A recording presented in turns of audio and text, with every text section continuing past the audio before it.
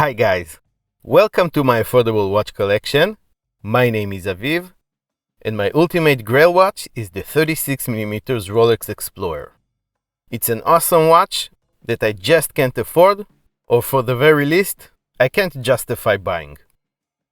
As a result, I've been on the hunt for a great 36mm Explorer homage watch, and when this SN021-G came out from San Martin, one of the higher-end Chinese homage companies, I was disappointed.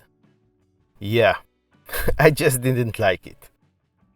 Well, today we're going to find out whether I was right disliking it, or was I terribly wrong.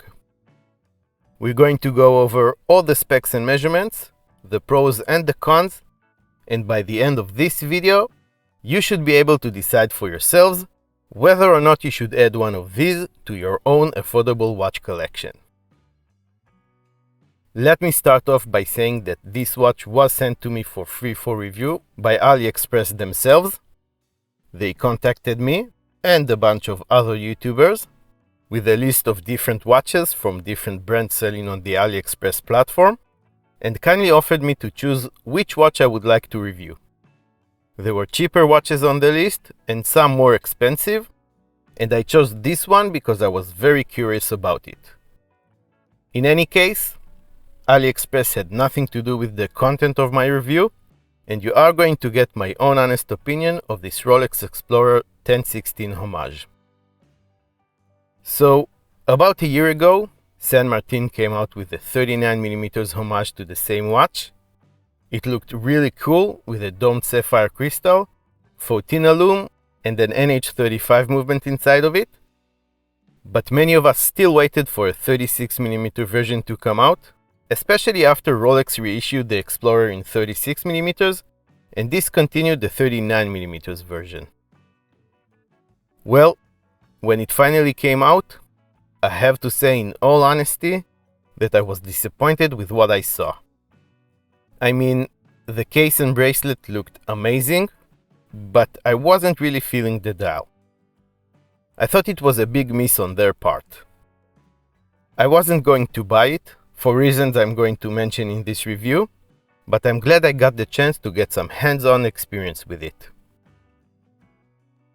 The SN021-G is available in a few different options, with the differences between them being the San Martin logo on the dial and the movement inside the watch, a Swiss-made Sellita SW200, or a PT5000 made in China.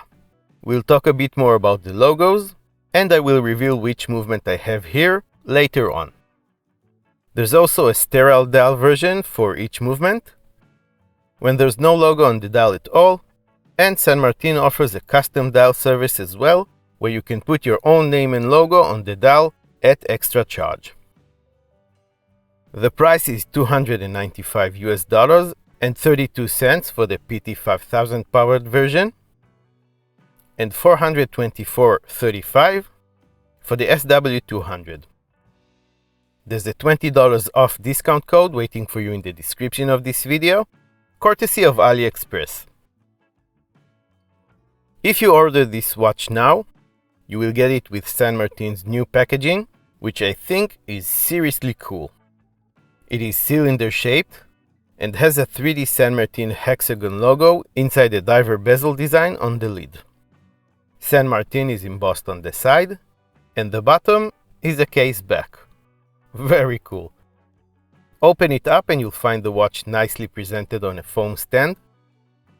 Lift the middle part up, and underneath it, you'll find a card inviting you to follow the San Martin official store on AliExpress, a round user manual, and a new round signed warranty card. Underneath those, you'll find a screwdriver that will help you adjust the bracelet, a spring bar removing tool, and a very cool San Martin branded dog tag. Such a cool touch. Kudos to San Martin for this awesome new packaging. Well done. Okay, here are the measurements. The width of the case I measured at 36.8 millimeters, Its thickness is 11.3 millimeters, the distance between the lugs is 20 millimeters, and the bracelet tapers down to 16 at the clasp. Lug tip to lug tip is 44.7 millimeters, and after I took 2 links off the bracelet, the watch weighs 127 grams. It is water resistant to 100 meters, which is perfect for a sports watch. So, the dial is matte black and has a printed minute track on its edge, a downwards facing triangle at the 12 o'clock position, the iconic 3, 6, and 9 Arabic numerals, and lines between those, all printed on. I chose the version with the printed San Martin under the 12 o'clock triangle, and I think this is the version that makes the most sense. I think that one of the main reasons that kept me off this watch was that I kept seeing the one with the applied hexagon logo, and that just seemed wrong to me. The printed text just looks more balanced in my opinion. Anyway, above the 6 o'clock Arabic it says automatic, 100 meters, 330 feet. That's everything on the dial. There's no unnecessary clutter or unnecessary complications other than the 3 hands telling the time. Speaking of the hands, these, like you would expect on a Rolex homage, are Mercedes-style hands, highly polished and filled with lume. The lume on the hands and dial is BGW9 Superluminova compound that shines in a blue light. The application on the markings on the dial itself will fade out quicker than the hands. Either way, you're still going to get a good few hours of nighttime readability. The watch sports a flat piece of scratch-resistant sapphire crystal with some anti-reflective coating applied to its underside. It slightly protrudes over the bezel and has a beveled edge. The case is made of 316L stainless steel and features a very well-made mixture of brushed and polished finishes. The tops of the lugs are brushed, and the double beveled bezel, as well as the sides of the case, are highly polished. I especially like the slim profile of the case. I think it looks great with those pointy tips of the lugs that slightly curve down. The crown at the 3 o'clock position is signed with the San Martin hexagon logo, knurled for good grip, and screws down to help with the water resistance. Screw it out and twist up to hand wind the movement. The winding action is smooth yet firm. Pull it out one click and you'll find the ghost position, where you turn the crown and nothing happens because the movement has a date complication that doesn't get utilized on this watch. Pull it out again, the second hand will stop its sweep, and you can set the time. The case back is made of stainless steel as well. It screws down into place, Rolex style, which means you're going to need either a specialized tool or a squishy ball case opener to open it up. It is brushed and completely sterile, with no engraving on it whatsoever. Before I share which movement I have in this watch, let me share this with you. This is the report from the Watch Accuracy Test app, showing an accuracy of +1 second per day, which is very impressive. So, powering this watch is not the Swiss SW200, but the Chinese PT5000, believe it or not. This is a high-beat automatic movement made by Hong Kong Precision Technology, or HKPT, and just like the Sellita SW200, is a clone of the Swiss ETA 2824. It beats at 28,800 beats per hour. That makes the second hand tick 8 times each second and sweep around super smoothly. It has 25 joules, it hacks and it hand winds, and has a power reserve of around 38 hours. The accuracy stated by HKPT is ±12 seconds per day, but as we've seen, in reality we can expect it to perform even better than that. The SN021-G comes on an excellent solid stainless steel bracelet. Just like the case, it is treated to an impeccable brushed finish on top and a polished finish on the sides.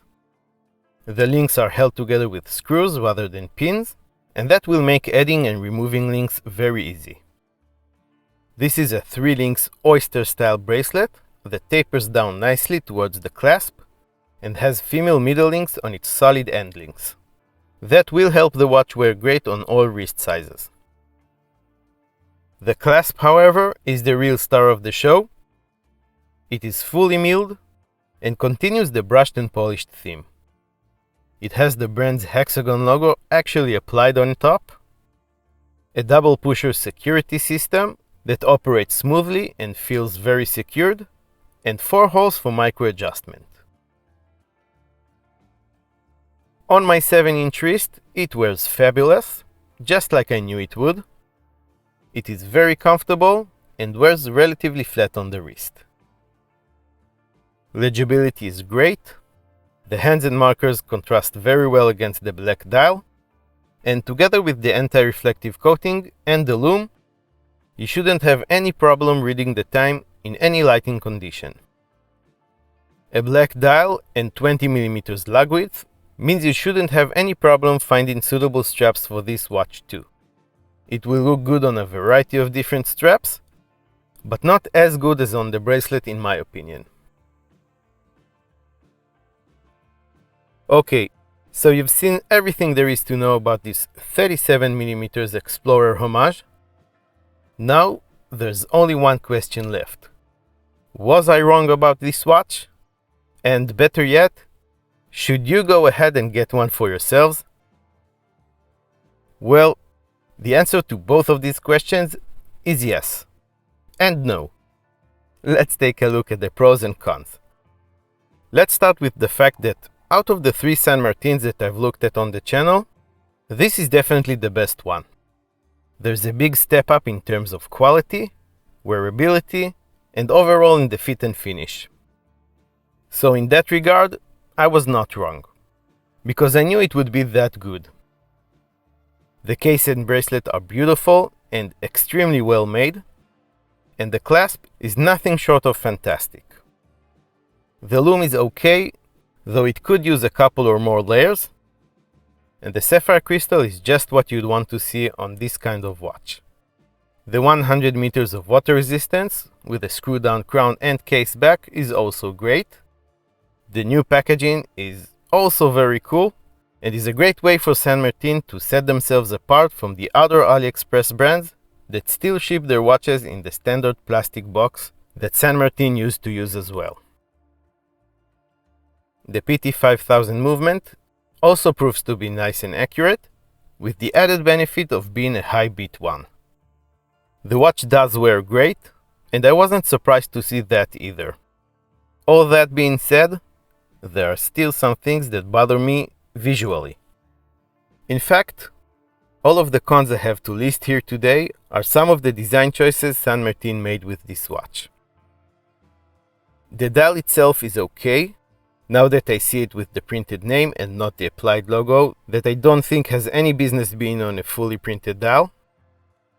I still would have preferred it if they'd go with the more modern Explorer dial with applied indices, but let's put that aside for the time being. The handset is a bit on the small and slim side and should be a bit beefier to be better proportioned to the dial. The crown I feel is a bit too chunky, the bezel is a bit too wide for my liking, and so are the lugs.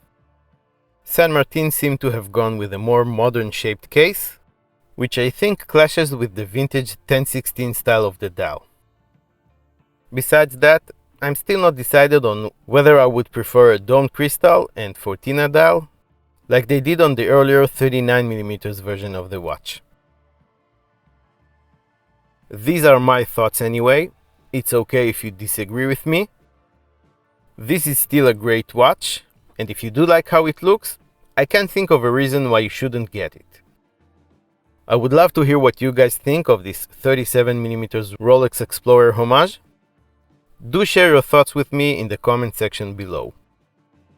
If you are keen on picking one of these up, You'll find a link for it on AliExpress in the description of this video, as well as that $20 off code that is valid until the 31st of January 2022.